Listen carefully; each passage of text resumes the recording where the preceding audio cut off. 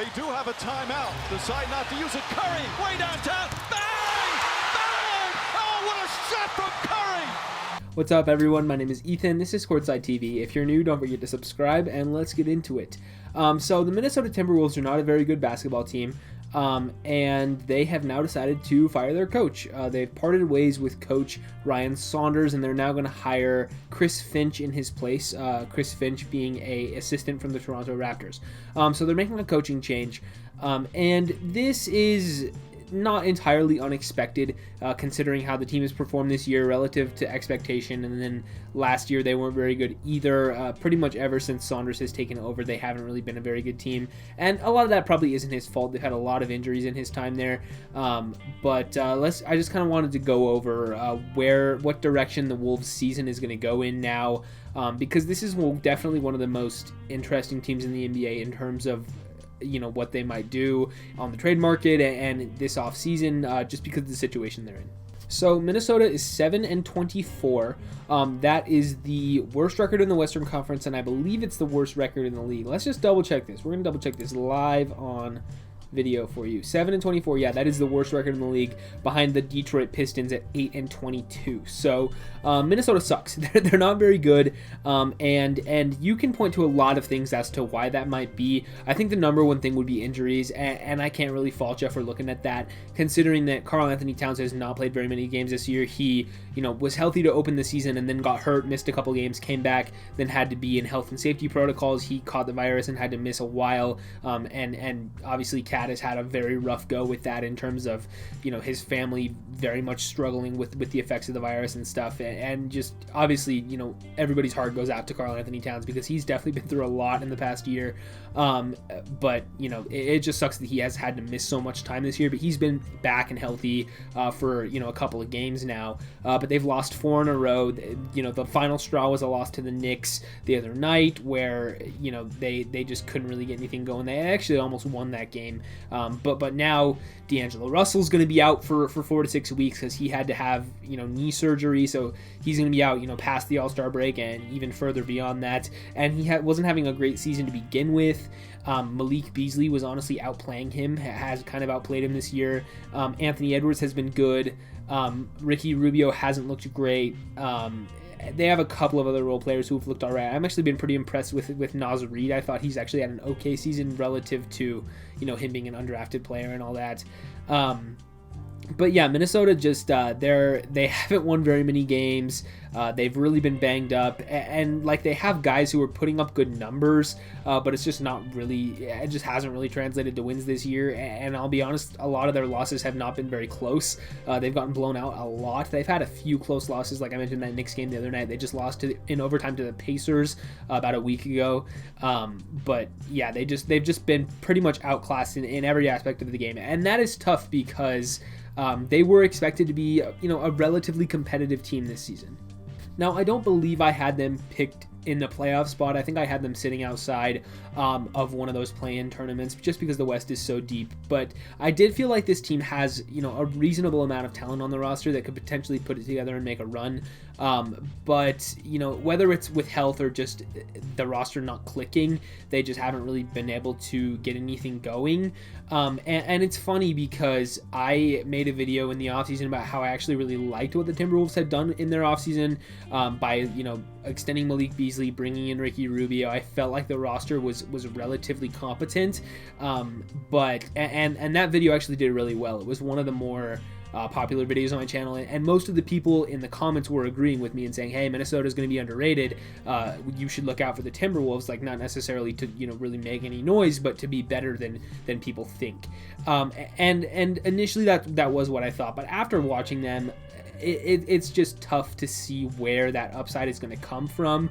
I think D'Angelo Russell has been a little overrated at points in his career, because we saw him do really well with Brooklyn, and I think a lot of that was the situation that he was put in, where he was going to be the lead ball handler, going to be the guy who's asked to take a bunch of shots, and he had a lot of veteran teammates around him that knew how to play, and they were enabling him to be really successful. And then with Golden State last year, it was very it was a similar situation, right? He was able to put up good numbers because after Steph Curry goes down, he's, one of the better players on the team, and he was able to do a lot. And he had some really big scoring games. And I remember watching him at, I think there was a game he scored like 50 or 55 or whatever. And I was like, man, we can't trade this guy. This guy's crazy. He's, scoring 50 points a game. And when he got traded for Andrew Wiggins, I was like, I hate this deal. I don't want Andrew Wiggins. I don't care about this draft pick. But looking back on it, it looks like a really great trade for the Warriors. And that just goes to show how much I know, right? But Wiggins has had a pretty good year this season with Golden State, and that pick is the huge thing hanging over Minnesota's head right now. And I think that had to, that was probably played into the decision to fire Saunders here, just because they feel like they have to compete this season. They have to do everything they can to compete. But on the other side of the coin, they might, at this point of their season, they might consider just basically praying to the lottery gods and just hoping that their ping pong balls land in the top 3, because it's a top 3 protected draft pick. If they have the worst record in the league, they have about a 40% chance to keep that pick. I think it's around 41% to stay in the top 3 and keep it. And even if that's the worst record in the league, and it's about a 60% chance that it lands at 4 or 5, in which case it would go to the Golden State Warriors. So even best case scenario for Minnesota, you're looking at worse odds than a coin flip that you just basically lost a season for absolutely nothing, because they don't have their first round pick this year. I think that second round pick was also part of the deal to Golden State. So they're not even going to have like pick 31 if they're the worst record in the league, right? So it's looking like real tough news, because if they tank another season and they don't get a draft pick back, it's just tough to see where they go from here, because you can really point to the injury stuff and say, okay, well, Kat and D'Lo have played 5 games together. 5. You can count them on one hand. 5 games together in more than a year as teammates. It's been over a year since that trade deadline last year where D'Angelo Russell got shipped to the Timberwolves. And in that time, they didn't play for a very long, because of the pandemic. They weren't a bubble team, so they had a long time off. But from that point of the trade deadline, about a month to the end of the year, plus all of this season so far, it's been only 5 games where D'Lo and Kat have played together, and it's just unfortunate, because they've alternated being hurt. It's never really lined up. We know those guys are buddies and they've wanted to play together, but given all of the circumstances of both of those guys being injured at wrong times, and Karl-Anthony Towns dealing with all the family things that he's had to go through, and just the tough coaching situation, everybody on this team has just been put in a really, really tough scenario, and with that draft pick being given away, I just really don't know where Minnesota can go.